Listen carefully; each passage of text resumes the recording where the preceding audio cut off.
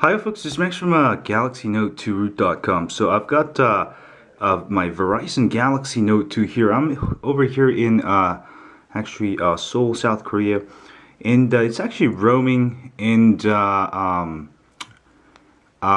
data. Let me show you. If I just run my Verizon roam, it's going to cost me $20 per megabyte. So that's probably not a good idea. And I've actually got my SK Telecom SIM card here to test. I've had let me show you how you can turn your Verizon Galaxy Note 2 into a world phone with 3G and HSPA Plus working. And 4G LTE might work if you have 4G LTE chip, but I've got a 3G chip here. Anyway, this will allow you to use your phone as a world phone. Now it's not going to work on T-Mobile or AT&T in the US because Verizon, I don't think they've actually included T-Mobile and AT&T bands, which T-Mobile uses 1700 megahertz and AT&T uses 1900 megahertz. Now, rest of the world, for HSPA and UMTS, they use 2100 megahertz. So it should work, and I've actually tested it, so it works. So the Verizon Galaxy Note 2 actually comes SIM unlocked. So if you insert another SIM, your voice will work. So it's a world phone already. But now Verizon has locked down the APN settings, which means you will not be able to get 3G or 4G data. But the reason why that is, if you go to mobile networks, if you go to access point names, you cannot add more APN settings. So to get data working, 3G, 4G working, 4G as in HSPA Plus, or 4G LTE might also work. You simply need to be able to insert APNs. Now, to get around it, you just need a rooted phone. All right, root your phone, and also we'll need a couple tools like you'll need to install Titanium Backup Pro. All right, so let me go search Titanium Backup. Make sure you install Titanium Backup, the regular one, and also you will need the key. This is like, I think $2.99 or $3.99, but highly worth it. You buy it once and you can use it for a long time. And also you'll need an app called APM Manager Pro. This one you'll also have to buy, but I highly recommend it. Makes things easier. Only like $2.99, $3.99. So those two are the only apps you need: Titanium Backup Pro and APM Manager Pro. Once you have that installed, what we're going to do is run Titanium Backup app, and here we go. And what you want to do is go to apps here.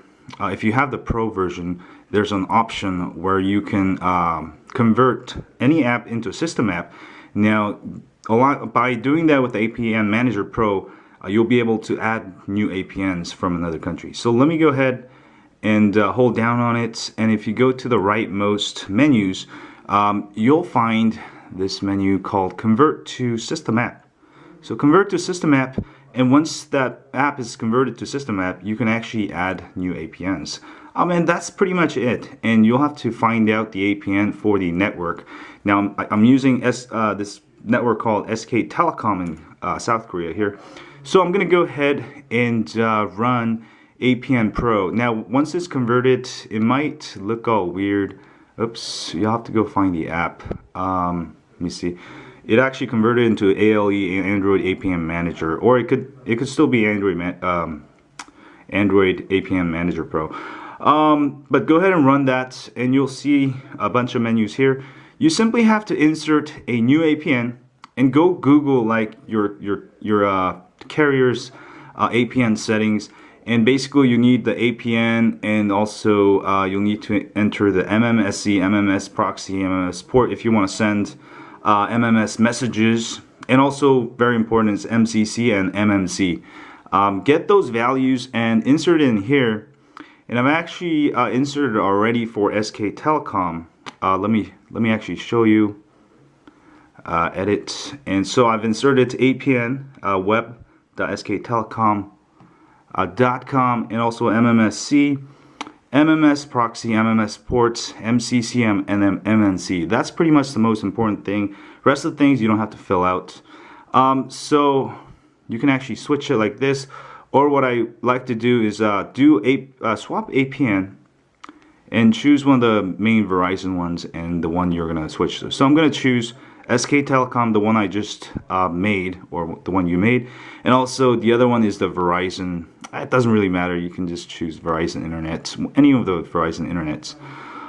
So I'm gonna set it to Verizon Internet for right now, and once you have those things done, you're all ready to go, and it's still roaming right now. So let's go ahead and turn my phone off. You can just pull the battery, and I'm gonna swap out into my new SK Telecom micro SIM card here, and this one actually is not 4G LTE because HSPA Plus is really fast in Korea, and also I have unlimited.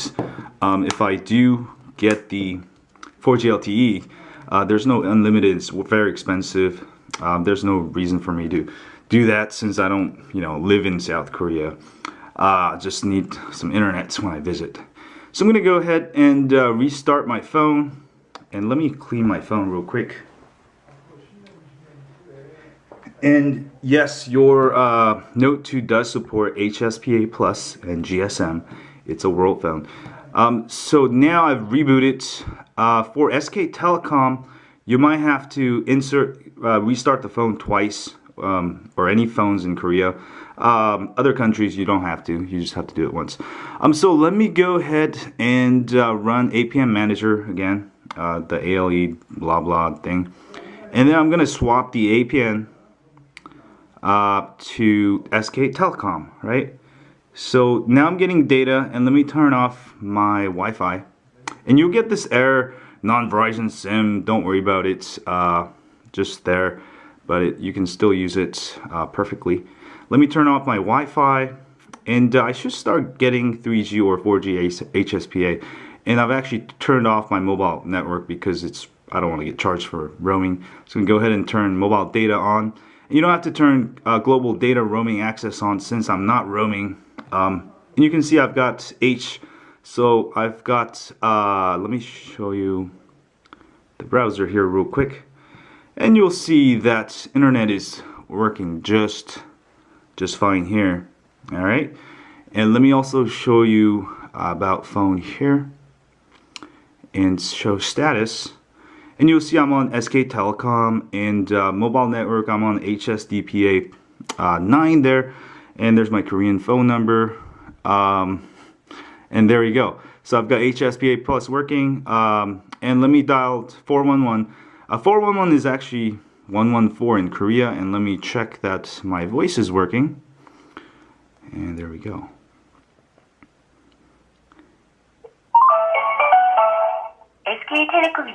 So my voice is working. Let me go ahead and do a speed test for you. I know some of you are very interested in the SK Telecom speeds here in South Korea. HSPA Plus. I'm actually on H, so it might be a little bit slower than actually. I was getting almost 10 megabits per second download, but it should be pretty good. 2, 3. Well, not too bad. Yeah, I'm on H now, not HSPS. I think that's just regular HSDPA, whatever.